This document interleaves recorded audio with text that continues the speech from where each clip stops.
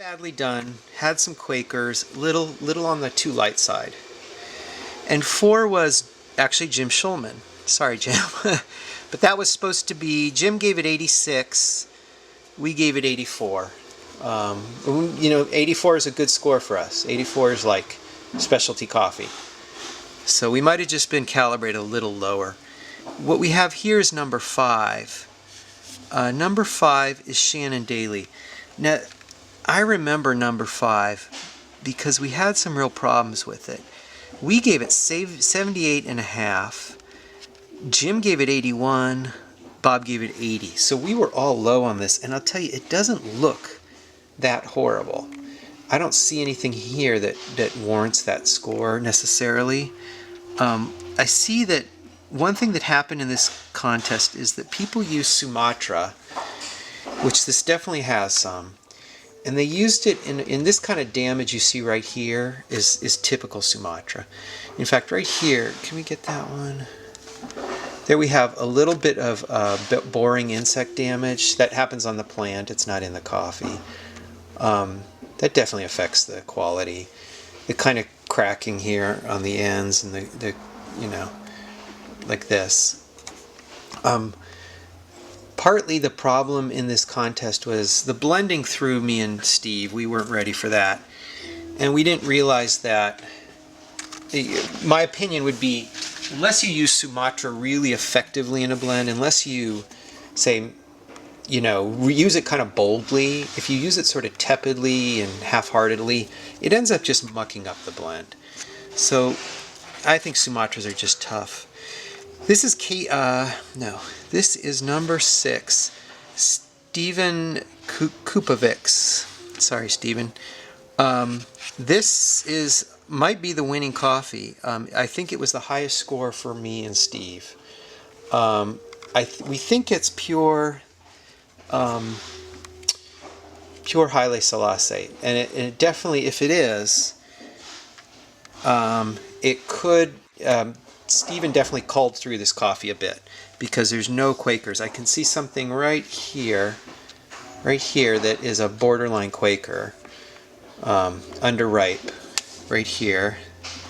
Little unusual coloring. I wouldn't even remove that, frankly. You don't want to overcull coffees. What we saw in Stephen's coffee is a really nice roast, really beautiful. I don't know what roaster he's using. But a really nice roast level.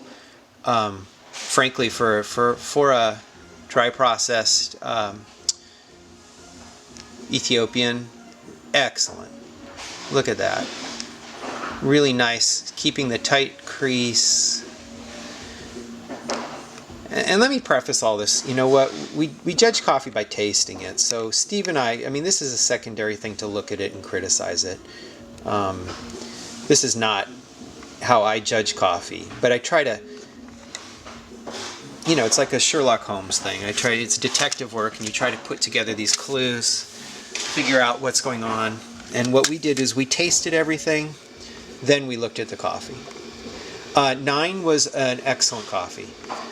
9, code number 9 is Henry Chang. In fact, was Henry the winner? We were a little lower on this one, but Bob and Jim were higher. Henry did really well, I know, in both the competitions, the espresso and the brewed coffee. And of course, I only have the brewed coffee samples here.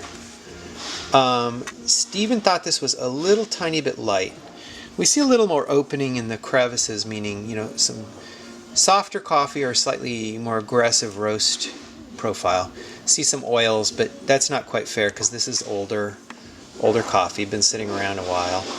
But we basically see a total lack of scorch marks, really good development of the roast. So, good job. I want to get to one. This is kind of going longer than I thought. 11. I don't know about 11. I want to get to a real problem coffee. This is number 12. So we can start to really look at some of the issues. 12 was surprising because it actually cupped pretty good, but that was because of the coffee. used. The Ethiopian was just really nice. When it cooled, you got the scorch marks. That is scorched coffee right there. Okay, that's faced. Do you see the dark? You know, and it's subtle, and hopefully this comes through on the video. Let's go look around. Here's definite scorch marks right here. And you see them on the ends of the bean.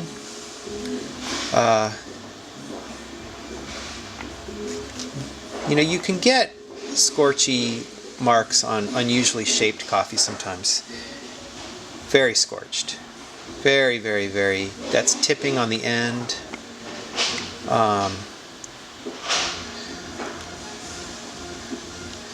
This coffee was not the lowest scoring coffee, just because the coffee itself came through.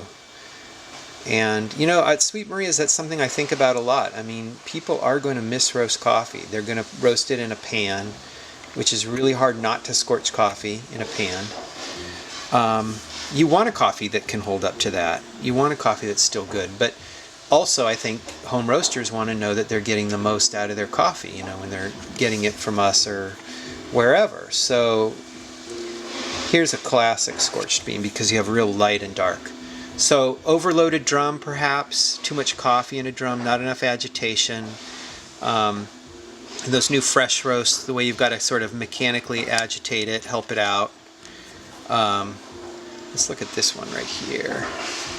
That's a good scorch. That's